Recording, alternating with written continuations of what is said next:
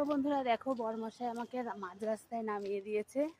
আমাকে দিয়ে যায়নি পুরোপুরি, আসলে এসব কোনো ব্যাপার না, জাস্ট তোমাদের সঙ্গে মজা করছিলাম। আসলে বাড়ি থেকে বেরোতে দেরি হয়ে গেছে অনেকটা, তো সেই কারণে আমি বললাম আমাকে বাস স্ট্যান্ডটা পার করে নামিয়ে দিতে। আমার 5-10 মিনিট এদিক ওদিক হলেও চলবে, কিন্তু মেয়ে তো পুরো টাইমের একটা ব্যাপার থাকে, তো সেই কারণে আমাকে নামিয়ে দিয়েছে। আমি এখন হেঁটে হেঁটে যাচ্ছি।